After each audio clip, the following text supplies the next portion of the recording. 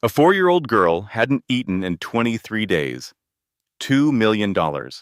Harvard psychologists, Mayo Clinic nurses, a White House chef. All of them failed. Then a cleaning woman walked in on her very first day, wearing yellow rubber gloves, holding a cheap plastic spoon, and did the impossible. One bowl of soup, one whispered word, more. And the most feared mafia boss in all of Chicago fell to his knees on the marble floor and wept. What was in that soup that no amount of money could buy? Welcome to our channel, where we tell stories of mafia, bosses, unexpected love, and the unbreakable bonds of family that no empire can replace. The lesson is simple and devastating. The things that save us are never the things money can buy. If that truth hit you somewhere deep, hit the like button, drop a comment telling us your grandmother's comfort food, share this with someone who needs to hear it today, and subscribe because we have so many more stories waiting for you. The notorious crime boss could command a man's death without a second thought, yet he was powerless to get his own 4-year-old daughter to take even one sip of soup. That changed one afternoon when Franco arrived home much earlier than he normally did. He had left a meeting with his capo regimes, unable to concentrate. He went to the kitchen intending to pour a glass of whiskey and find a dark corner to shout in private, but he stopped dead in the doorway. He noticed a scent, but it wasn't his wife's Chanel perfume. That fragrance was gone, buried with her. It wasn't the sharp smell of disinfectant from the medical staff either. This was the aroma of mint, slow-cooked chicken broth, and star-shaped noodles. It was the smell of a cozy kitchen in a humble neighborhood where meals were made with affection, not money. It was the scent of a soup Elena would prepare for their daughter in secret whenever Lily felt unwell. When Franco was away, she cooked it so Lily would always remember her mother's roots. As Franco looked up, his heart, the same heart that had ordered the execution of his enemies without mercy, simply stopped beating. There, in the center of his multi-million-dollar kitchen, a young woman wearing an ill-fitting navy blue maid's uniform was on her knees in front of his daughter. It wasn't the nurse he paid $5,000 a day. It wasn't the nutritionist who held a doctorate. It was just a cleaner who had been hired that same morning, someone whose name he hadn't even cared enough to ask. She was holding a cheap plastic spoon, the kind you could get 10 for $1 at a discount store, with bright yellow rubber gloves, the type used for cleaning toilets and washing floors. And Lily, his Lily, had her mouth open. The plastic spoon entered her mouth. Her small throat made a swallowing motion. Then, the child's chapped lips, which had been silent for 23 long days, moved and whispered a single word. More. Franco Castellano, the feared mafia leader who commanded the respect of all of Chicago, the man who had never bowed to anyone, suddenly found his own knees giving way, and he fell to the floor in the entrance of his kitchen. Who was this woman in the yellow gloves? How had she succeeded where a $2 million medical team had failed? And why did the soup from that modest pot in a cracked plastic container smell exactly like his wife, who now rested 6 feet underground? Franco's knees were pressed firmly against the cold marble floor, but he couldn't feel a thing. The cold that should have penetrated his expensive Italian suit was nothing next to the intense heat he felt in his chest. He made an effort to get up, but his legs would not cooperate. 23 days without sleep, watching his daughter weaken like a dying flower, and yelling at doctors had left him completely drained. He clutched the doorframe, his knuckles turning white, and slowly pulled himself to his feet. The aroma enveloped him like a ghostly hug: mint, chicken soup, and star-shaped noodles. In that moment, Franco was no longer in his $3 million kitchen. He was transported back 3 years to a Sunday afternoon, entering the small service kitchen Elena had made her own. She had been at the stove, a simple apron covering her designer dress, stirring a well-worn pot that seemed to belong in a second-hand shop. That familiar smell had filled the tiny room, a mix of herbs, slow cooking, love, and hardship. Franco had turned up his nose in distaste. Why are you making such cheap food? We employ a chef. We have everything we need. Elena had faced him then, her dark eyes gentle, a slight smile on her face. Because Lily needs to understand the taste of love, Franco, not the taste of money. He had dismissed her with a scoff, and then left the room. Now, standing in that doorway as the same aroma filled his lungs, Franco would have traded his entire criminal empire just to hear her speak those words again. The memory was broken when the young woman in the yellow gloves started to hum. It was a simple, ancient lullaby, the kind passed from mother to child, through generations who had little to offer but their voice. Franco was not familiar with the tune, but he felt a deep recognition in his soul. And Lily, his precious daughter, who had been like a vacant porcelain doll for 23 agonizing days, did something incredible. The edge of her lip curled up. It was not a complete smile, not quite, but it was movement. It was life. A small light in the darkness she had confined herself to. Franco held his breath. He desperately wanted to go to her, to hold his daughter tightly, to cry into her hair and plead with her to come back to him. But his feet were stuck to the ground, paralyzed by fear. He was terrified that any movement or sound from him would cause this delicate spell to break like fragile glass. The girl in the yellow gloves would cease her humming. Lily would shut her mouth once more, and this small spark of hope would be extinguished for good. So, Franco Castellano, the man who had ordered deaths without a flicker of emotion, who had created a dynasty on violence and intimidation, stood frozen in his own kitchen, frightened by the sound of his own potential footsteps. The spell was shattered by a scream. "What in the world do you think you are doing?" Nurse Patricia Coleman burst into the kitchen from a side door, her cell phone still in her hand and her face contorted with professional fury. She had witnessed the scene through the glass. The young woman in the yellow gloves whipped around, her eyes wide with fear. The plastic spoon fell from her grasp, landing with a clatter on the marble floor. A small splash of soup stained the perfect white surface. Then she saw Franco. All the color drained from her face. Her mouth opened, but she was silent. In her eyes, Franco recognized the primal fear of someone on the verge of losing everything. But Franco's gaze was not on her. It was on Lily. His daughter was looking at the dropped spoon, her little hand reaching toward the spot where the young woman had been. Her lips formed a word she hadn't said in 23 days. More. And for the first time since Elena's casket had been lowered into the frozen ground of Chicago, a single tear traced a path down Franco Castellano's cheek. To grasp why that one tear carried more weight than all the blood Franco Castellano had ever caused to be shed, we must go back 23 days, to the instant his entire world was reduced to dust. The Chicago wind on that day felt like 1,000 icy knives. The sky was a heavy, oppressive gray, as if nature itself was in mourning. Oak Hill Cemetery lay before the attendees, its gravestones jutting out from the snow like uneven teeth. Franco stood by the open grave wearing a black Armani suit, his expression as hard as stone. He shed no tears. He showed no weakness. As a mafia boss who had buried his own father when he was just 12 years old, he knew tears were a sign of weakness that the powerful could not show. Next to him, Lily held on to her mother's silk scarf, a light blue one that still held a faint trace of Chanel perfume. Her small fingers clutched the material so hard that her knuckles were pale. She stared at the oak coffin suspended above the frozen dirt, her dark eyes wide and empty. The priest's words were a meaningless drone to Franco. As the coffin was lowered, Lily did not weep. She just seemed to shut down, like a light going out. 1 second, a 4-year-old girl stood by her father. The next, only an empty vessel remained, breathing and blinking, but utterly vacant.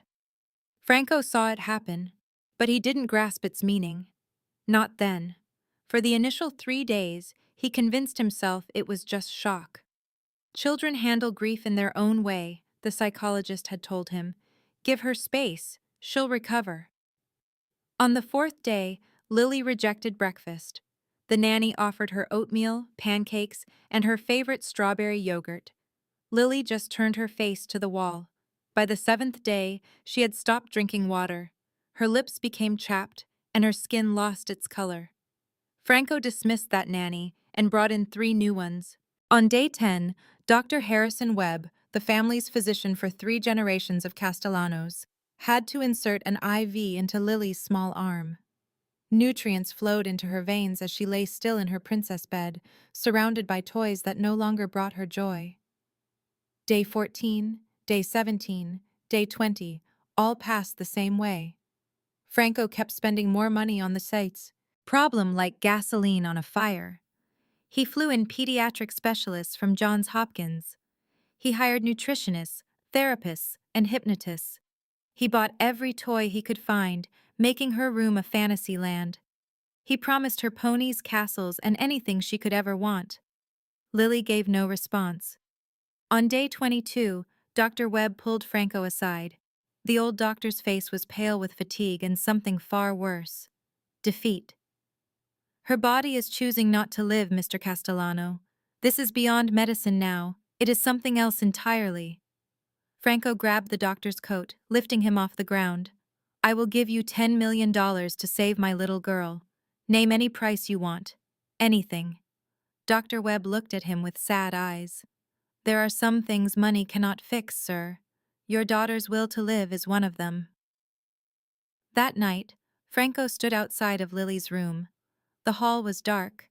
The mansion was completely quiet, except for the steady beep of the heart monitor by her bed. He leaned his forehead against the cold door and whispered to the shadows. Elena, are you trying to take her with you? Are you going to leave me all alone? There was no reply, just the steady beep from the machine, ticking away the last beats of his daughter's heart. Franco Castellano was no ordinary man, and the empire he ruled was far from ordinary. The Castellano estate sat on Gold Coast Hill, a crown watching over its kingdom. It had 30 rooms on 4 floors, with massive windows that looked out on the gray waters of Lake Michigan. The design was a fortress disguised as a palace, with reinforced concrete behind Italian marble and bulletproof glass in every window. A bomb shelter was hidden 3 floors below the wine cellar. 20 armed guards patrolled the grounds in shifts. Security cameras watched every single inch of the property, sending feeds to a control room that never shut down. Motion sensors protected the perimeter. Panic buttons were hidden under every table. This was the command center for the South Chicago underworld. For 15 years, Franco had ruled with a firm hand inside a velvet glove. Gambling, loan sharking, and protection rackets. Every dirty dollar that moved through the city's south side went through his pockets. Rival families had tried to take him on. They now lay in unmarked graves or were sleeping at the bottom of Lake Michigan. But an empire, like a man, can rot from the inside. Since Elena passed, Franco had walked away from his throne. He ignored meetings. He did not answer his phone. The line of captains and lieutenants who came for advice slowly disappeared as they learned the boss could not be reached. Vincent Moretti, Franco's most loyal soldier for 2 decades, stood in the study's doorway one evening, his tired face lined with worry. Boss, the Irish are making a move on the north side. They took over 3 of our betting parlors. The Russians are circling now too. They can smell weakness. Franco sat in a leather chair, watching the monitor that showed Lily's room. His daughter was completely still in her bed, surrounded by machines that beeped and whirred, keeping her alive against her will. Let them have it, Franco said, his voice completely empty. Vincent moved closer. Boss, if we do not fight back, they will see us as weak. 15 years of work, I said. Let them have it. The words hung in the room like a death sentence. In 15 years, Franco Castellano had never backed down. He had never looked weak. He had never ignored a single insult. But what good was an empire if he had no one to leave it to? Every night, Franco stood outside Lily's room, too scared to go inside. He would put his hand on the door, trying to feel the small vibrations of the machines, listening to the rhythmic beeping that told him his daughter was still breathing. He was afraid to open the door, terrified that he would find her gone, with the machines screaming their alarms and the nurses running around a little body that had already given up. So he just stood there in the dark and did something he had not done since he was 12 years old, since the night he saw his own father bleed to death on a warehouse floor. He prayed, "God, if you can hear me, please, take it all. Take everything I have. Just please leave me my daughter." The answer finally came on day 22, but it was not from God. The heart monitor let out a scream. The alarm sliced through the quiet mansion. Franco flew through the door, almost tearing it off its hinges, shouting for Dr. Webb, for the nurses, for absolutely anyone. Lily's small body shook once, then twice, and then it was still. 30 seconds of chest compressions, 30 seconds of Franco's entire world falling apart, 30 seconds of trying to bargain with every god he had ever cursed. And then, a single heartbeat. Dr. Webb wiped the sweat from his forehead, his hands shaking. "She is stable, but only for now." He looked at Franco, his eyes heavy with a truth he did not want to share. "You have a week, Mr. Castellano. Possibly less than that. She is letting go." Franco fell to his knees next to his daughter's bed. He held her tiny hand, so small and fragile and cold, and brought it to his lips. "I will do anything," he whispered. "Whatever it takes, whatever it costs." He had no idea that the answer to his prayer was, at that very moment, counting her last few coins.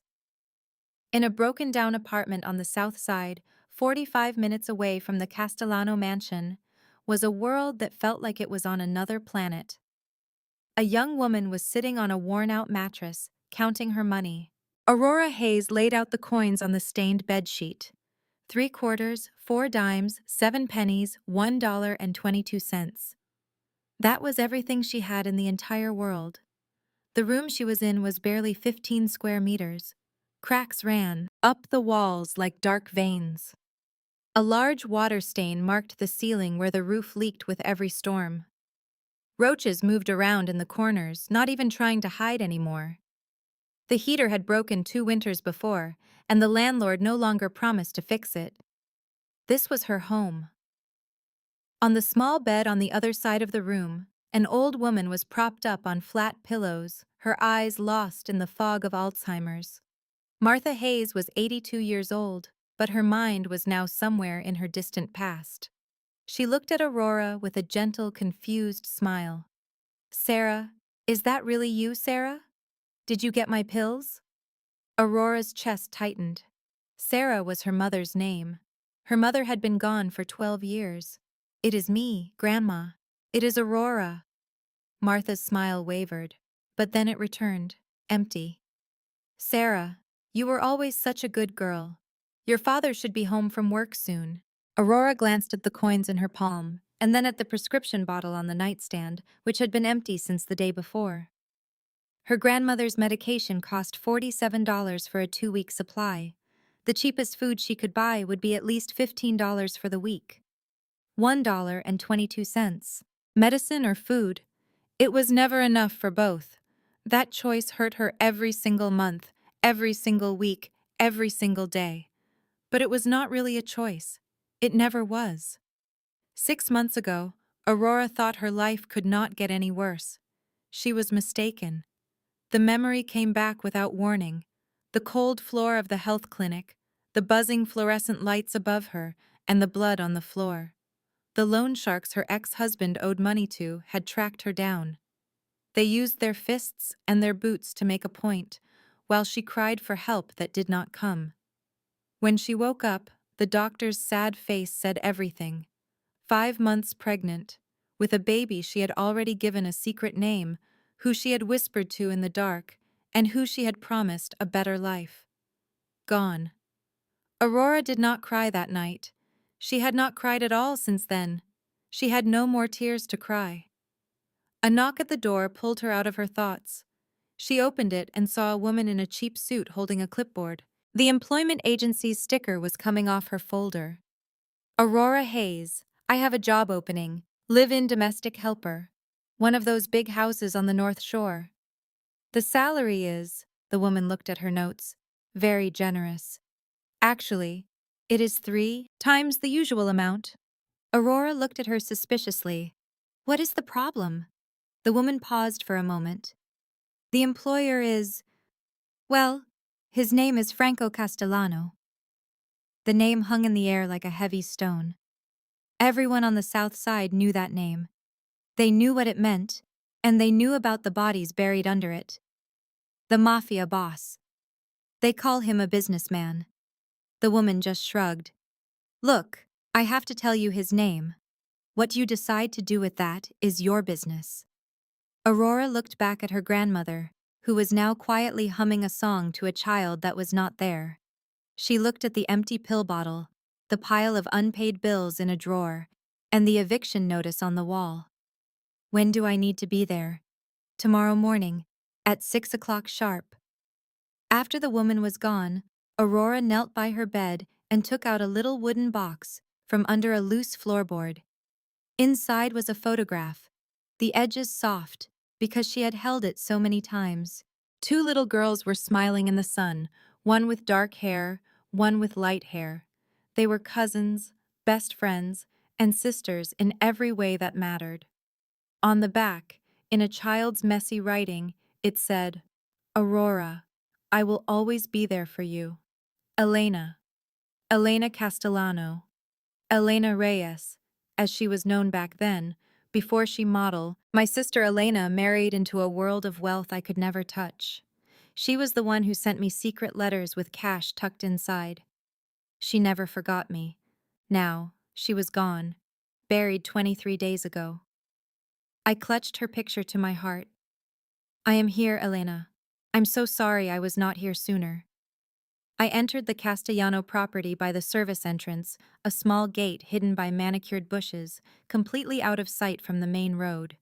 The gate was made to be ignored, much like the staff who used it. When I stepped inside, the sight took my breath away. The house stood like a castle from a fairy tale. It was 3 levels of white stone with sparkling windows reaching for the gloomy Chicago sky. The front yard was bigger than my entire neighborhood. Marble fountains from Italy stood empty and quiet in the cold. My tiny apartment could probably fit in their garage. A woman dressed in a severe black uniform came out from a side door. Her gray hair was pulled back so tight it made her face look stretched. She held a clipboard and looked at me as if I had already failed. You must be the new hire from the agency. It was a statement, not a question. I am Mrs. Irene Crawford, the head housekeeper. You will call me Mrs. Crawford. I nodded my head. Yes, Mrs. Crawford. She walked around me, looking me over like a farmer buying a cow. She grabbed my hands suddenly, inspecting my palms and my short, clean fingernails. Are your nails clean? Do you have any diseases? A police record? No, Mrs. Crawford. None of that. The woman wrote something on her clipboard, her lips forming a tight, disapproving line. It seemed she disapproved of my very existence. Come with me. The inside of the house was even more stunning. The marble floors were so shiny, I could see myself looking back. I looked like a phantom in old shoes and a worn-out coat, a total misfit in this palace. But for all its beauty, something felt terribly wrong. The air was cold and heavy, and the quiet was so deep it hurt my ears. I heard no talking, no walking, no sign of anyone living there. The house was not a home, it was a tomb, gorgeous but lifeless. Mrs. Crawford took me to a tiny room and gave me a dark blue uniform that was too big, along with yellow cleaning gloves. Listen to the rules, Mrs. Crawford ordered, her voice like cracking ice. You will not look at Mr. Castellano. You will not talk to him. If he comes near you, you will hide. Find a closet or another room. I do not care how. Just disappear. I simply nodded. And the most important rule, she said, moving closer and staring right at me. You will never go to the East Wing. The child's room is there. Do not go near it. Do not look at it. Do not even think of it. Do you understand? Yes, Mrs. Crawford. She watched me for a second, checking for any resistance. She saw none and gave a sharp nod. Your jobs for today: clean the guest bathrooms, mop the service halls, and wash the kitchen windows. Start now. I put on the uniform in a supply closet that smelled like chemicals. The clothes were baggy on my small body, and the yellow gloves made a squeaking sound. In a dirty mirror, I saw my reflection. I looked like a nobody. That was fine. I was good at being a nobody. The next few hours were spent scrubbing and cleaning. I worked quietly, unnoticed by the other workers who walked past me. I was almost done mopping near the east hall when I heard a noise, a steady beeping sound, like a hospital machine. It was coming from a closed door down the hall, in the forbidden east wing. My grip on the mop tightened. Then I heard two nurses talking softly nearby. She has not cried for 3 days. That is a very bad sign. I agree. When a child is silent, it means they have lost all hope. A pain shot through my chest. I remembered my own baby, the baby who never took a single breath, never saw the world, never made a sound. I lost my child on a freezing hospital floor, while people just walked around me. My baby was silent too, a quiet and final goodbye. The disaster I was warned to avoid happened only 3 hours into my shift. I was scrubbing the main entrance floor on my hands and knees. My bucket of dirty water was next to me. My back hurt, and my knees were sore, but I continued to work, trying to stay unseen and unheard. Suddenly, the front door flew open. Franco Castellano burst in like a raging storm. His face was like stone, and his jaw was set so firmly I could see the muscles twitching. His eyes were red and tired, with deep dark circles under them. He had just left a meeting with Dr. Webb, which meant more terrible news. He was losing a battle against time. I noticed him too late. I hurried to grab my things and disappear like Mrs. Crawford told me, but I was not fast enough. Franco's expensive Italian shoe, a handmade piece worth $5,000, hit the side of my bucket. Soapy water spilled all over the clean marble floor and onto his shoes, leaving dark spots on the leather. Everything went completely still. Franco froze. He stared down at his wet shoes. Then, he slowly looked up at me, still on the floor, holding my brush tightly. He stared at me with pure disgust, as if I were an insect. "Who are you?" His voice was low and steady, which was much scarier than yelling. I tried to speak, but only a small sound came out. "I am sorry, sir. It is my first day. I did not see—" "Mrs. Crawford." He spoke her name without shouting. Instantly, the head housekeeper appeared, looking frightened. "Mr. Castellano, my apologies. She is new today." Franco just raised his hand, and she stopped talking. "Make sure she understands the rules," he said, his words cold and heavy. "Water. And find her some different shoes. That squeaking sound on my floors is like nails on a chalkboard." As he turned to go, Aurora breathed a small sigh of relief. But then he stopped. "And Mrs. Crawford." Without looking back, he added, "Keep her away from Lily. I refuse to let my daughter be exposed to the smell of the streets that these people carry." His words struck her like a physical blow. Aurora remained frozen, her gaze fixed on the dirty floor as Franco's footsteps disappeared down the long hall.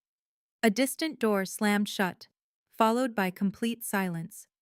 Miss Crawford loomed over her, disapproval clear in her rigid posture. "Clean this mess, then go to the service quarters for your new assignment." The housekeeper left, leaving Aurora with the puddle and her own humiliation. Aurora slowly lifted her head. She looked down the hallway where Franco had gone, her eyes blurring with tears she refused to shed. She had been called far worse in her life.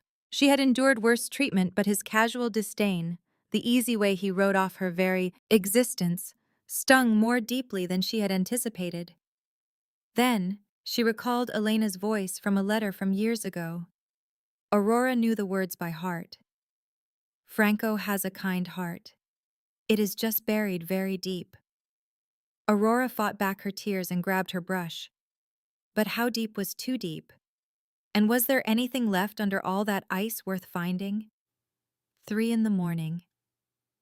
The servants' area was dark, but sleep would not come for Aurora. The mattress she lay on was thin and lumpy. The room was freezing, as the main heating did not seem to reach this neglected part of the house. She was curled up under a mothball-scented blanket, just staring at the ceiling. She felt a desperate need to move, to get some air.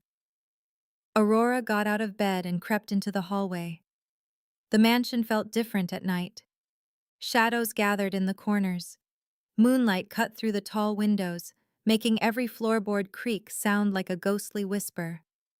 That is when she heard it, not the steady beep of medical monitors. This was something else entirely. It was singing. The voice was hoarse and broken, straining on each note. It had no tune, just pure anguish turned into sound. Aurora followed the noise to the forbidden east wing. A door was slightly open, a faint light spilling out. She peeked through the crack. Franco Castellano was hunched over his daughter's bed. His wide shoulders were slumped forward, his back bent like an old man broken by sadness. The powerful mob boss who had brushed her aside like trash now seemed like a hollowed-out shell of a man. He was trying to sing a lullaby. The words were a jumbled mess, the melody impossible to recognize. He obviously did not know the song, having likely never sung to his daughter before Elena passed. But he was trying. Lily was perfectly still, her tiny frame barely making a shape under the blankets. Her skin was pulled taut over bones a child should never have showing. In her small fist, she held a silk scarf, pale blue with a fancy letter E stitched in the corner. Elena's scarf. Franco's singing faded into nothing. He gently kissed his daughter's forehead. "Please don't leave me, Lily," his whisper escaped through the door. "Daddy can't survive if you go." His voice shook like a small boy scared of the dark. Aurora pulled back, clapping a hand over her mouth to stifle a sob that rose in her throat. This was not a monster. He was a father watching his child slip away. She ran back to her room, tears now streaming down her face.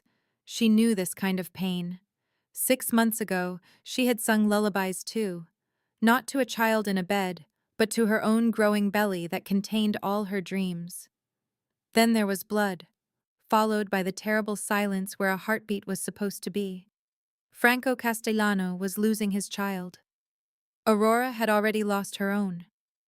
In that moment of shared sorrow, an invisible connection formed between them. Day 23, late in the afternoon.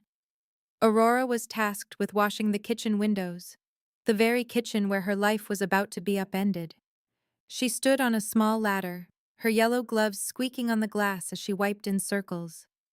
Down below, a drama was unfolding that she was meant to ignore. Nurse Patricia Coleman was in front of Lily's high chair, holding a spoon of gray nutritional mush. The child was like a statue, a little wax doll with empty eyes looking at nothing. The machines around her beeped like a slow, steady clock. "Lily, you have to eat." Patricia's voice had no warmth, just professional annoyance. "If you refuse to eat, the tube will have to go back in. You remember how much the tube hurts, right?" Lily gave no sign she had heard, not a blink or a twitch. Patricia tried again, moving the spoon toward the girl's tightly closed lips. The gray paste smeared on Lily's mouth, uneaten. The nurse wiped it off with practiced indifference. "Fine, be that way." Patricia's phone vibrated in her pocket. She looked at the screen, then at the child, and back to her phone. With an annoyed sigh, she put the spoon down and got up. "I will be right back. Do not go anywhere." The joke landed with a thud in the silent room. Patricia stepped out a side door, already putting the phone to her ear. Aurora stopped cleaning the window. She looked down at Lily, really seeing her for the first time. The girl was skeletal. Her skin was stretched so tight over her bones, they stuck out at sharp angles. Her dark hair was thin and lifeless. Her eyes, which were bright in the photos Aurora had seen around the house, were now as dull as river rocks. And then Aurora noticed it. A single tear made its way down Lily's pale cheek. It was silent and unwiped.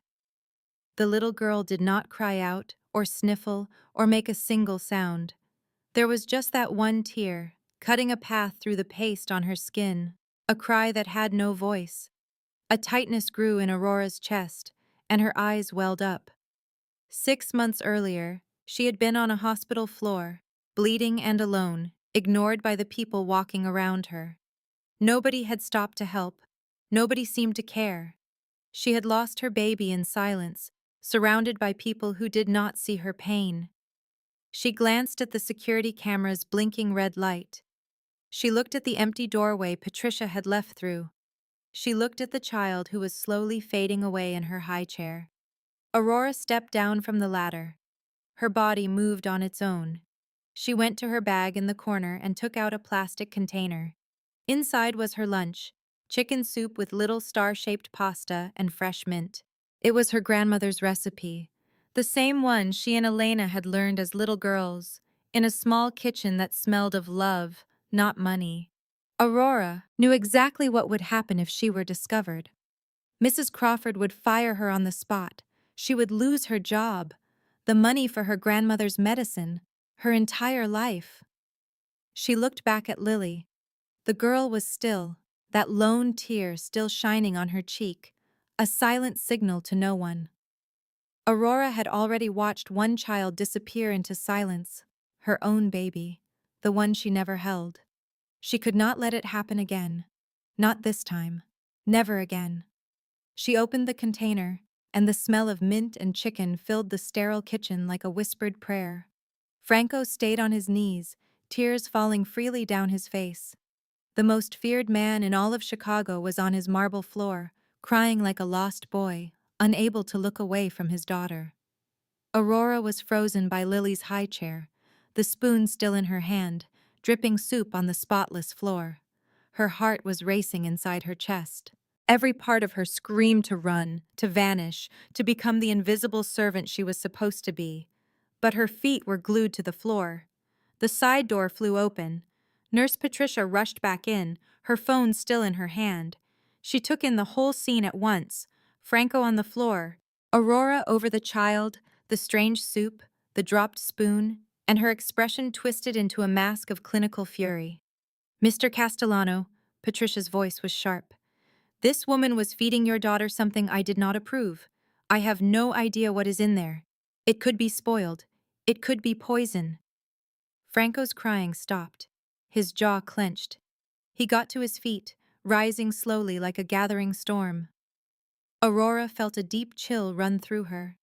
This was it. The angry outburst she had been expecting. The rage of a mob boss aimed at a nobody who had touched his sick daughter. Franco started walking toward her. Each step was loud and heavy. Aurora backed away until she hit the cold metal of the refrigerator. She looked down, preparing herself for his anger, whether it was words or a blow. She was not sure which would be worse. But Franco's eyes went right past her to Lily.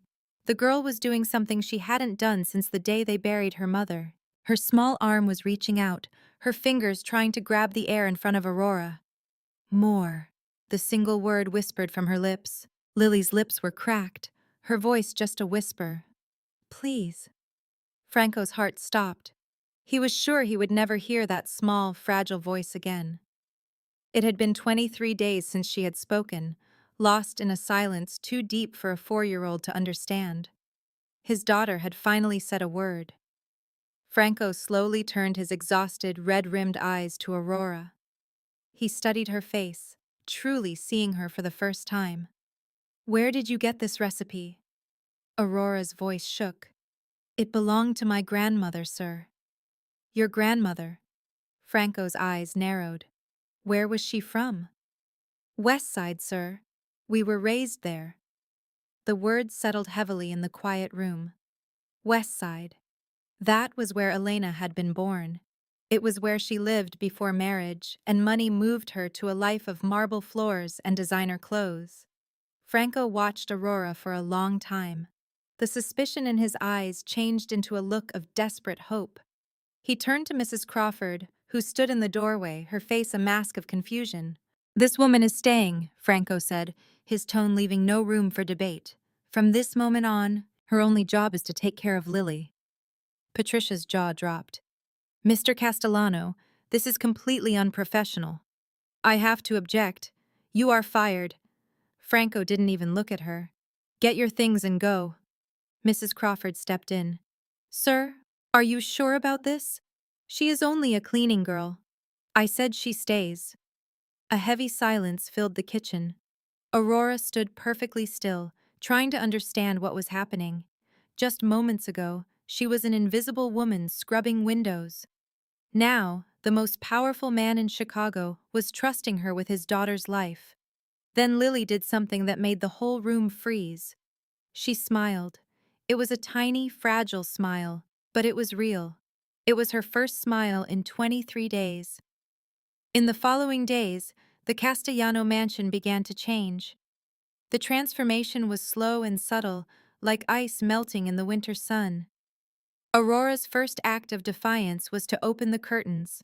Heavy velvet drapes had kept Lily's room dark since the funeral, trapping the grief inside. Aurora pulled them open, and warm afternoon sunlight poured into the room for the first time in almost a month. Mrs. Crawford almost fainted when she found wildflowers in a water glass on Lily's nightstand.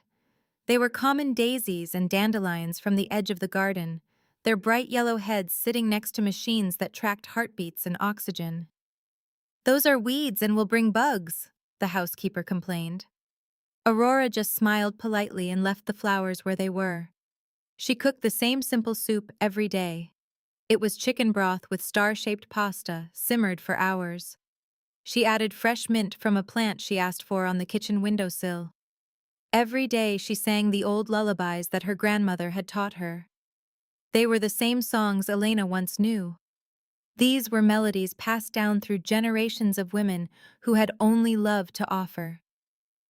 Lily slowly started coming back to them. On the first day, she ate half the soup. Her eyes followed Aurora around the room, watching the spoon travel from the pot to her mouth. By day 3, a little color returned to her cheeks, a faint pink replacing the gray that had been there for weeks. On day 5, she spoke a full sentence. Aurora, tell me a story. So Aurora told her about 2 little girls who grew up on the west side, who would catch fireflies in glass jars and dream about faraway castles. She never mentioned the other girl's name. She didn't have to. Franco saw everything. In his office, security monitors showed feeds from all over the house, but he only watched one screen, the one from Lily's room. He saw Aurora sitting on the floor, building forts out of pillows with his daughter. He watched Lily laugh, a real laugh. The sound was faint through the speakers, but it was there. It was a sound he thought had disappeared forever with Elena. Franco desperately wanted to go to them. He wanted to open the door, get on his knees beside his daughter, and join the magic Aurora had created. But his feet felt like lead. Something was stopping him. Maybe it was pride, or fear, or a growing feeling he didn't want to admit. Jealousy. He was jealous of a cleaning woman. He envied how easily she had connected with his daughter when all of his money and power had failed. That night, Franco stood outside Lily's door, just as he had done so many nights before. But tonight was different. Instead of silence and beeping machines, he heard singing. Aurora's voice was soft and warm, singing an old lullaby. Lily was already fast asleep. He could hear her breathing evenly under the music. For a second, Franco let himself lean against the door and just listen. Then he heard footsteps coming down the hall. Vincent was there, his expression serious. "Boss, you have company. Margaret Whitmore is in the main hall." Franco's face immediately hardened. Margaret was Elena's mother. She was the woman who never thought he was good enough for her daughter, who had tried for years to erase any sign of Elena's simple upbringing. She never came to visit unless she wanted something, and it was never anything good. Margaret Whitmore walked into the Castellano mansion like she owned the place. At 62 years old, she was perfectly maintained, with short platinum blonde hair and a Chanel suit that cost a fortune. South Sea pearls hung around her neck like armor. The click of her heels on the marble floor sounded like a clock, each step asserting her importance. "The security here is ridiculous," she said before Franco could even say hello. "I was forced to wait at the gate for 7 minutes. 7 minutes, Franco.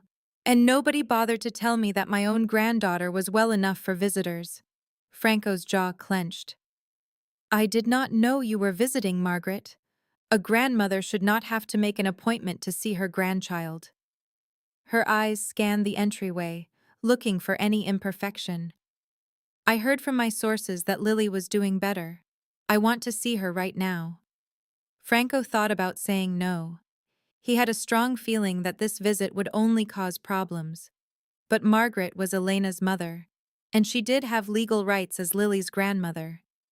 "Follow me," he said, his voice flat. They walked up the grand staircase without a word. Margaret's perfume followed them like a poison cloud. Franco took her down the east wing, toward the room that had felt like a tomb just a few days earlier. He pushed the door open. The scene inside made Margaret stop in her tracks. Aurora was on the carpet with her hair down, her uniform stained with paint. She had her hands up like claws and was making a pretend angry face, growling like a monster. And Lily was laughing. The sound was like clear, beautiful bells, the laugh of a child who had no memory of sadness. She held a stuffed rabbit tightly in one hand and reached for Aurora with the other, wanting more of the game. "The monster is coming to get you," Aurora playfully shouted, crawling toward her. Lily squealed with happiness and fell back on a stack of pillows. Margaret's face changed, not with happiness or relief, but with pure disgust. "What is this?" Her voice was sharp and cut through the happy sounds. "Why is a servant putting her hands on my granddaughter?" The room fell silent. Aurora quickly stood up, trying to fix her stained uniform and looking down at the floor. "Ma'am, I am not talking to you." Margaret did not even look at her. "Franco, I want an explanation now." Lily was not laughing anymore. She looked at her grandmother with big, nervous eyes. She slowly moved until she was standing behind Aurora, holding onto the fabric of her uniform. She did not go to her grandmother. She hid from her. Margaret noticed. The rejection hit her like a physical slap to her perfectly made-up face. Her lips tightened into a thin, white line. "Franco, in my study now." She spun around and left the room, leaving a cold feeling behind her. Inside the study, the door was shut and the air was thick. Margaret started her attack. "You let some girl from the slums take care of my granddaughter? A child with Whitmore blood? Do you even know who this woman is? Did you do a background check? Did you look at her references?" Franco stood near the window, looking out at the gray Chicago skyline. He did not say a word. The truth was, he had not checked anything. He had not asked any questions. He just saw his daughter eat for the first time in 23 days and made a choice from his heart, not his head. Margaret's eyes grew thin. "I see. In that case, let me handle the investigation for you." The next morning, because Margaret demanded it, Franco called Vincent into his study. The room with its dark wood walls felt small and suffocating. Margaret sat in a leather chair like a queen waiting for her court, tapping her polished nails on the armrest. Franco stood with his back to them, facing the room, seeing the clouds roll in over Lake Michigan. Vincent walked in, holding a manila folder. "Do you have the file?" Margaret demanded before Franco had a chance to speak. Vincent looked at his boss, who gave a sharp nod, then opened the folder. "Her name is Aurora Hayes, 28 years old, from the west side of Chicago." He turned a page. "Her father passed away when she was 5, a heart attack from working too hard at the meatpacking plant. Her mother got married again 2 years later to a man, Dale Simmons. This Simmons had a history of being drunk and disorderly, along with domestic abuse and petty theft." A small, satisfied smile appeared on Margaret's face. "Go on." "The mother died from cancer when Aurora was 16. They had no money for her care." Vincent's voice became softer as he paused. "The girl left her stepfather that year. She was homeless for a time, taking any job she could get. like waitressing, cleaning, or factory work. Franco stood still by the window, his shoulders tense. She got married at 24. Her husband was Derek Cole. Cole was a gambler tied to Southside loan sharks. He ran up a debt of $50,000, and then he vanished, leaving her responsible for it all. Margaret leaned in. So, she is in debt to dangerous people. How interesting. Vincent's jaw clenched. There is something else. 6 months ago, the loan sharks located her. They hurt her very badly. She was 5 months pregnant at the time. She lost the child. A heavy silence filled the space. For once, Margaret was speechless. Vincent shut the file. She is now the only one taking care of her grandmother, Martha Hayes, who is 82. The woman has advanced Alzheimer's disease. The medicine for her grandmother consumes almost everything Aurora earns. She is late on her rent, her bills, and everything else. Margaret spoke first, her tone dripping with poison. You hear that, Franco? Debt? Criminals? A woman who has nothing left to lose. What could she possibly want from our family? From our money? Franco finally stepped away from the window. His expression was a complete blank. It was like a mask of stone, but you could see something shifting behind his eyes. He thought of another woman from the West Side, one who worked as a waitress when he first met her, who wore old dresses and dreamed of a better life. A woman Margaret hated from the moment Elena brought her to their home. That woman was his wife, the love he cherished, and the mother of his child. Does she have any kind of police record? Franco asked softly. Vincent shook his head no. It is perfectly clean, not so much as a single parking violation. She is just... He stopped, trying to find the best words to use. She is just a person who has had a string of terrible luck. Franco moved to his desk and collapsed into his chair. He steepled his fingers under his chin, looking at a picture of Elena that seemed to watch over the entire room. Aurora is staying, he declared. This is my final decision. Margaret shot up from her seat, her face red with anger. You are going to regret this, Franco. I promise you that. She strode to the door and pulled it open with unnecessary roughness. Down the hall, Aurora was walking with Lily, holding her hand and guiding her to the garden. The little girl was talking excitedly, pointing at something outside the window. Margaret stopped, her gaze fixed on them. The poor girl in the Whitmore air, acting just like a mother and daughter. A cold, cruel, and calculating smile spread across her face. A new plan was already taking shape in her mind. The 3 days Margaret was at the house were 3 days of deliberate misery for Aurora. It all started with little acts of meanness. Margaret turned up her nose when Aurora served Lily's soup. What is that awful smell? It smells like being poor. Can you not make anything that does not bring a homeless shelter to mind? Aurora did not respond. She just carried the bowl to the kitchen and returned with a new one that was exactly the same. During dinner, Margaret made Aurora stand behind her chair like an old-fashioned maid to refill her water, get her napkins, and listen to her constant complaining. The older woman refused to use Aurora's name, calling her that woman, or the staff, or just gesturing with her bejeweled hand. Aurora tolerated it all for Lily's sake. But the thing that made Margaret the angriest was what she could not change. Lily would not leave Aurora's side. When Margaret tried to take the child's hand, Lily pulled away. When Margaret presented fancy toys and offered shopping sprees, Lily just shook her head and hugged Aurora's legs tighter. When Margaret attempted to read her a story at bedtime, Lily demanded Aurora instead. This rejection felt like acid burning inside Margaret's chest. On her final day, she put her plan into motion.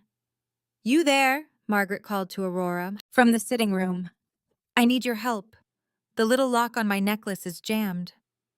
Aurora went to her, feeling wary.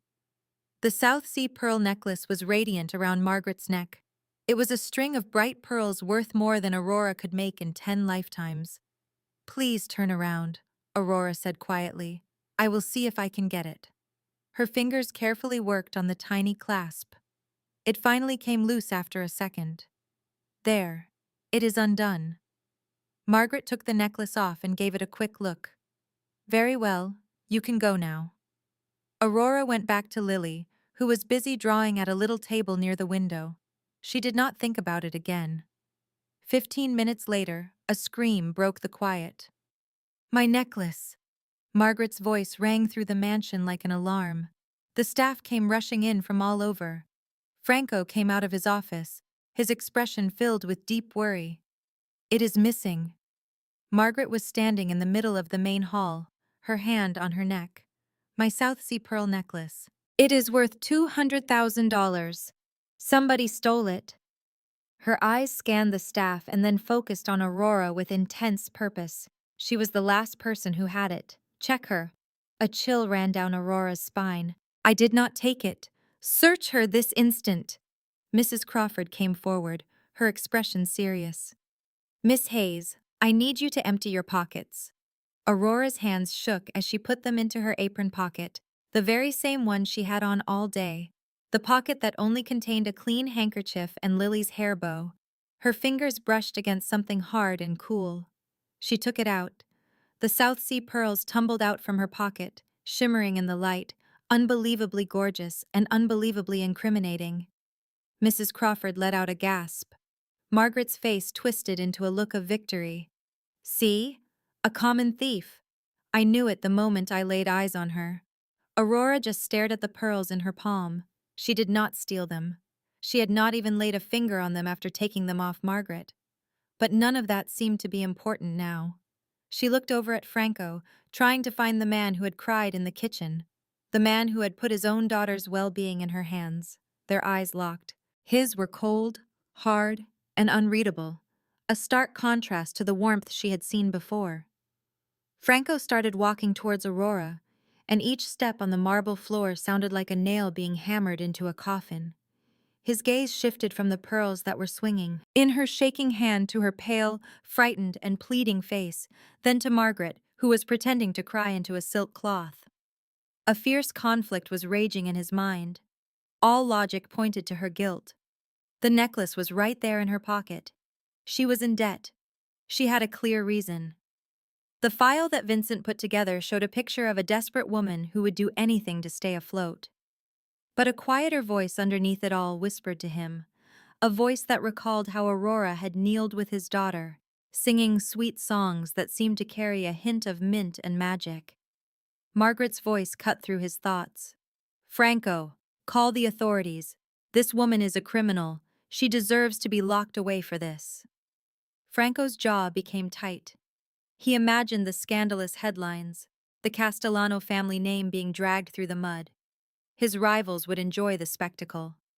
No police, he stated. His voice was empty and cold. I will not have news reporters swarming my home. He looked at Aurora. His eyes were closed off and icy, while hers were full of desperate hope. You have 5 minutes to get out of this house. Those words shattered like rocks hitting a window. Please, sir, Aurora pleaded, her voice trembling as she stepped closer. I did not take it.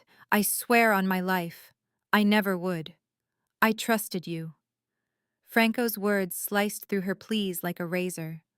I gave you my daughter, and you repaid me with this betrayal. I did not. You have 5 minutes. Aurora was paralyzed, the pearls still tight in her hand.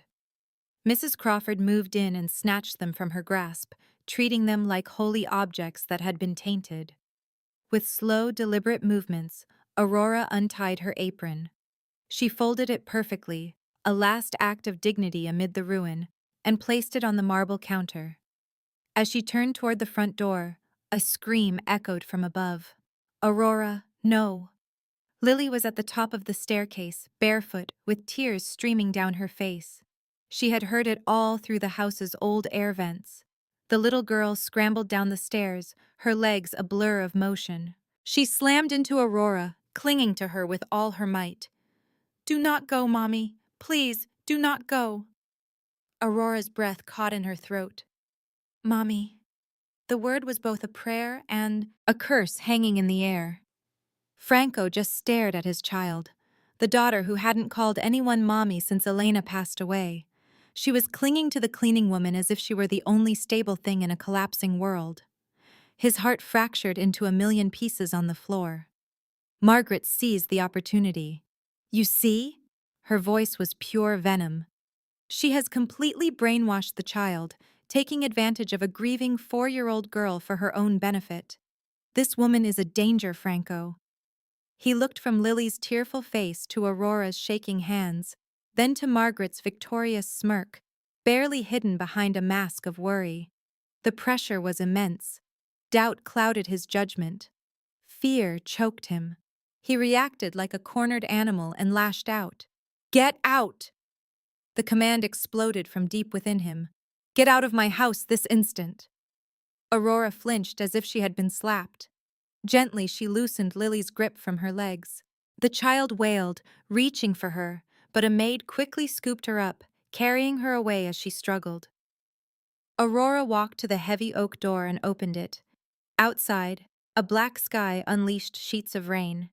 Thunder boomed across Lake Michigan, sounding like drums of war. She walked out. The door slammed shut, cutting off Lily's cries and locking Aurora in the storm. She had no umbrella, no money, and no home. She disappeared into the downpour, her thin uniform soaked, with nowhere to go and nothing left to lose. The Castellano home began to fall apart 3 hours after Aurora left. It started with a fever. Lily's temperature shot to 104 degrees within an hour of the door closing. The medical staff Franco had sent away was called back frantically. They found the little girl convulsing, her body shaking with tremors that medicine could not control. Then she became completely still. Dr. Webb toiled all night, his experienced hands monitoring her vitals, changing intravenous lines, and giving her medications that had no effect. The machines beeped their steady warnings. Nurses whispered in the hallways, their worried looks saying what they dared not speak. By midnight, Lily was unconscious. Her breathing was faint and difficult, her skin pale like aged paper. Franco sat beside her, holding her small hand in both of his. His own hands shook so badly he could barely hold on. The powerful mafia leader was now a broken man, forced to watch his daughter fade away a second time. "I just do not get it, Doctor," Webb said, his voice heavy with fatigue. "She was getting better. She was stable. But after that woman left, within hours, he trailed off, shaking his head. It is like her body just gave up." Franco said nothing. He could not find the words. Lily's dry lips began to move, forming sounds too quiet to understand. He leaned in, putting his ear close to her mouth. "Aurora, Aurora, Mommy." She repeated the names over and over in her feverish state, a mantra for the dying. His daughter was calling for the woman he had thrown out. Margaret stood silently in the corner, her arms crossed, her face a mask of grandmotherly concern. But Franco saw something that cut through his haze of despair. Her eyes did not match her expression. Beneath the worried frown, he saw a flash of something else, something sharp, hard, and pleased. It was triumph. The truth hit Franco like a punch to the gut. Why was Margaret not genuinely devastated? Her granddaughter was on her deathbed. Her only link to her own deceased daughter was slipping away. And yet, under that act of concern, Margaret Whitmore looked like someone who had just won a prize. Franco let go of Lily's hand. He rose to his feet slowly, his body aching, feeling much older than his 37 years. "Boss."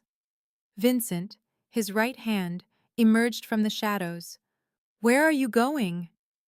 Franco ignored him. He walked out of Lily's room, past the worried nurses, the beeping equipment, and the portraits of ancestors who had built their family's power on fear. He walked down the east hallway to a door he hadn't touched since the day of his wife's burial. It was Elena's study. He had locked it the day after the funeral and tossed the key. Inside, everything was exactly how she had left it. Her books, her photos, her secrets. Franco paused at the door, his hand trembling as it hovered over the handle. He knew that opening it meant facing everything he had avoided: the sorrow, the blame, and the truth about the woman he had just banished into the night. Maybe inside, Elena had left behind some clue, the answers he was so desperate to find. His hand tightened on the handle. As the door opened, the essence of Elena Castellano seemed to drift out to meet him. Her perfume was still there, a faint, almost ghostly scent of gardenias and vanilla. It once meant comfort and love. Now it only reminded him of his loss. Franco entered the study as if it were a sacred tomb. Nothing had been moved since she died. Her books were neatly arranged on the shelves. Her paintbrushes were in a jar on the desk, their bristles hard with dried paint. Pictures in silver frames showed a happy family, Elena holding their newborn Lily, Elena on their wedding day, Elena smiling brightly in the sun. Franco dragged his fingers over the spines of her books, disturbing a thick layer of dust. He had no idea what he was searching for. He just knew he needed a piece of her, something to help him find his way out of this darkness. His hand paused on a small wooden box hidden behind some poetry books. He pulled it out and placed it on the desk. The old hinges groaned when he opened it. Inside was a small stack of letters tied together with a faded ribbon. Franco's heart skipped a beat. He untied the ribbon and laid the letters out. Most were to Elena from friends and relatives. But one letter stood out, one Elena had written but had not mailed. It was addressed to Aurora Hayes, on the south side of Chicago. A chill went down Franco's spine. With shaky fingers, he unfolded the page. Elena's familiar handwriting filled the paper as if she were speaking directly to him. My dearest cousin Aurora, I know you are going through a terrible time. I wish I could do more. But Franco does not understand. He believes money can fix any problem. He does not see that some wounds can only be healed by love. I have been making Grandma's chicken soup for Lily. Do you remember how to make it? The star-shaped pasta, the fresh mint, simmered forever. Lily is completely hooked on it. When she is sick, it is the only thing she will eat. Nothing else helps. Aurora, if I am ever not here, please find Lily. You are the only person I trust to love her like I do. The only one who gets where we came from, what is truly important. Franco has a good heart. It is just buried very deep. You will find it one day. I promise. I love you, little cousin. I always will, Elena.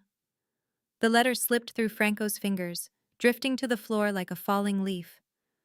Aurora was Elena's cousin, her family, the woman his wife trusted more than anyone to look after their child, and Franco had thrown her out. The truth hit him like a tidal wave. The soup, the lullabies, the immediate bond between Aurora and Lily. It all made sense. They shared blood, a past, and a grandmother who taught them to cook with love. That morning, Franco had not hired a random woman. Fate had brought his wife's final wish right to him, and he had thrown it away like trash. A raw sound of agony tore from his throat. Vincent. The door flew open and his right-hand man rushed in, his eyes filled with alarm. Franco was already moving, crossing the room in 3 long steps. Find her. Find Aurora. Now. Franco then stormed through the front door of the mansion and out into... The storm was a monster. Icy rain hit his face like needles, and thunder shook the very ground he stood on. He didn't stop for a coat or anything else. Vincent raced after him, yelling over the wind, "Boss, let me get the car. You can't go by yourself." Franco didn't listen. He ran for the garage, his leather shoes slipping on wet gravel, his $1,000 suit already ruined. He had his phone to his ear by the time he reached the SUV. "Mrs. Crawford, I need the file for Aurora Hayes. I want her address now." He listened, memorized it, and hung up. Vincent got to him just as Franco threw himself into the driver's seat and started the engine. Vincent barely got inside before Franco slammed on the gas, sending the truck flying down the driveway. They drove into the storm like possessed men. The windshield wipers couldn't keep up with the rain. Lightning briefly lit up the empty streets. Franco held the steering wheel so tightly his knuckles went white, forcing the vehicle through flooded crossings that would have deterred any sensible driver. As they crossed into Southside, the whole area changed. The nice townhouses of the north were replaced with run-down buildings. Streetlights were either out or flickering. Potholes were the size of craters. And then the road just vanished. A river of brown water covered the street, too deep to drive through. Franco slammed on the brakes. "We have to find another route," Vincent said. But Franco was already out of the SUV. He waded right into the floodwater without a second thought, pushing through knee-high sludge that clung to his expensive Italian shoes. The rain matted his hair to his head. Mud splattered his suit. He paid no attention. He ran down the flooded streets, banging on doors and yelling at the surprised faces he saw in the windows. "Aurora Hayes! Do you know an Aurora Hayes? Where does she live?" He got confused looks, shut doors, and wary glances. Finally, an old woman in a tattered shawl opened her door a little. "The girl with the sick grandmother?" She looked closely at Franco's soaked fancy clothes and the desperate expression on his face. "She was evicted last week. The landlord forced her out. Someone mentioned she went to that old abandoned church at the end of the street." Franco ran. The church stood at the end of a dead-end road, a broken-down structure with boarded-up windows and a collapsed roof. The door hung loosely from its rusted hinges. Franco pushed his way in. It was completely dark inside. Rain hammered on what was left of the roof, leaking in from all over. Broken pews were scattered everywhere. In a corner, leaning against the altar, was a figure. It was Aurora. She was soaked through and shaking badly, with her thin uniform offering no warmth. She was holding an old photograph to her chest, using her body to shield it from the rain. In the picture, two little girls were smiling in the sun. Franco walked through the destroyed church and knelt before her. Muddy water soaked his pants, but he didn't feel it. "Aurora." His voice cracked when he said her name. "I know. I found the letter from Elena. I know who you are." Aurora looked up slowly. Her eyes were red and puffy, showing nothing but exhaustion and pain. "What do you know?" Her voice was scratchy and raw. "That I'm a thief? Or that I am the poor cousin Elena had to hide from you because you would have judged me just like you did that first day?" Franco hung his head. "I know I don't deserve to be forgiven," he whispered. "But Lily is dying. She's asking for you. Please," he choked out. "Please come back. She needs you." Aurora looked at the man on his knees in front of her, the crime boss of South Chicago, humbled in the mud of her old neighborhood. Rain and tears mixed together on his face.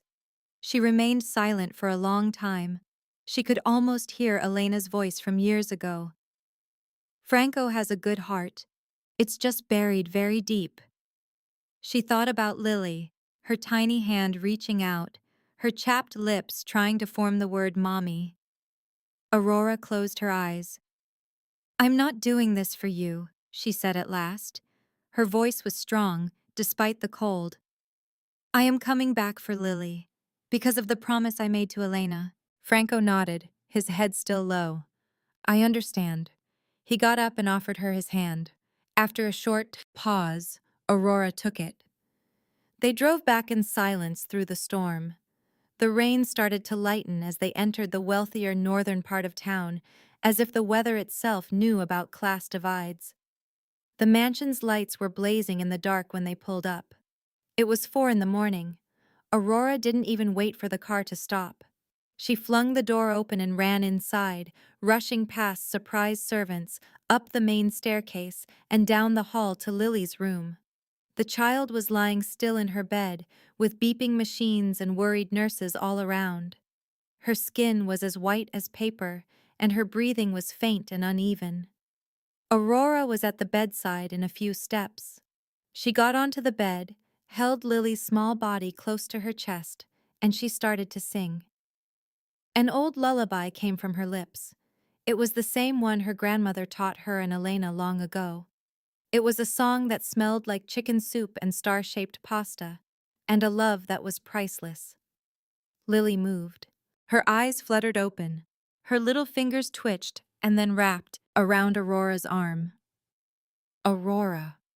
The whisper was almost silent. You came back.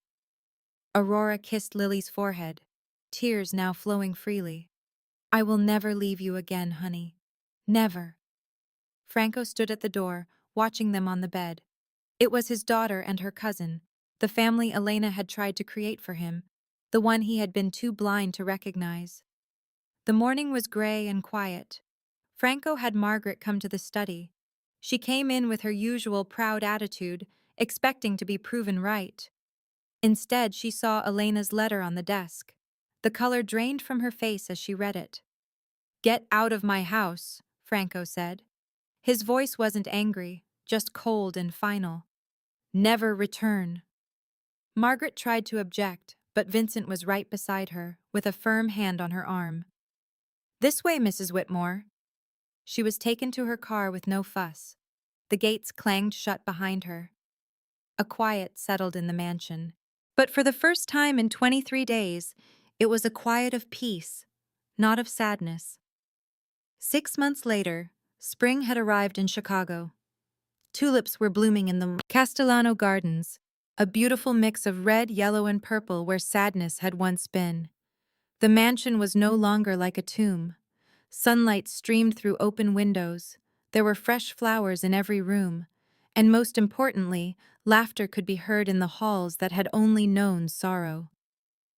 Lily ran across the lawn, her cheeks pink with happiness, her dark hair flying out behind her. She giggled as she chased a butterfly, her voice like music in the spring air. Inside the kitchen, Aurora was at the stove, stirring a pot. She was no longer wearing the blue maid's uniform. She had on a simple floral dress, and her hair was worn down. The yellow rubber gloves were gone for good. She hummed the old lullaby while she cooked, adding star-shaped pasta to the soup. Footsteps came up behind her, and strong arms went around her waist. Franco rested his chin on her shoulder, taking in the smell of mint, chicken, and home. What makes today's soup special? He whispered in her ear. Aurora smiled with a little secret in her eyes. There is an extra star in it today for a new member of the family. Franco froze.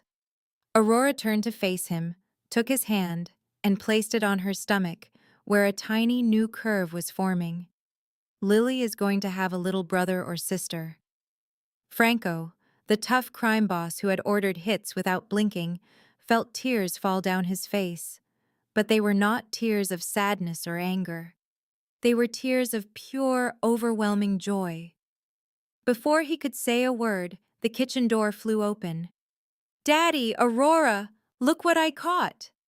Lily ran inside, holding something carefully in her hands. She opened her palms to show a pretty butterfly with orange and black wings. It landed right on my finger, just like magic. Franco picked up his daughter in one arm and pulled Aurora close with the other. The three of them stood together in the sunny kitchen, a family built not just by blood, but by love, loss, and second chances. On a nearby counter, a photo in a silver frame seemed to watch over them. Elena was smiling from behind the glass, her eyes warm and peaceful, as if she had known this would happen all along, as if she had planned it from the very beginning. This whole experience shows us that love is something money and influence can never buy. The best doctors and the most talented chefs were unable to help Lily, but one simple bowl of soup, prepared with genuine love, brought her back from the edge. It proves that sometimes the biggest miracles are found in the most unassuming places. Family is not always about who you are related to. The connection between Aurora and Lily was stronger than any genetic tie. It was a bond forged from kindness, selflessness, and the bravery to love, even knowing the pain of potential loss. And it is never too late for a second chance. Franco had walled off his heart with layers of pride and sorrow. But when he finally knelt down in the dirt to ask for forgiveness, he learned that change is always possible. If this story resonated with you, please give it a thumbs up and subscribe to our channel so you can see more videos like this. Share this with someone who might need to hear this message today. We're curious. What is a special comfort food from your mother or grandmother that always makes you feel better? For the Castellano family, it was a simple chicken soup with little star-shaped noodles. What is that special dish for you? Please tell us in the comments below. We read every single one, and your stories are what push us to make more content that brings us all together. Thank you so much for joining us. We hope that you find good health, joy, and tranquility in your life. May you always be able to find your own guiding star, even when the nights are at their darkest. Goodbye for now, and we look forward to seeing you in our next story. This content was carefully researched, developed, and manually edited by our team to deliver meaningful stories with valuable life lessons. Every narrative is crafted to entertain, inspire, and empower our audience. We believe that great stories can change lives, and we are committed to bringing you content that matters. Thank you for being part of our community.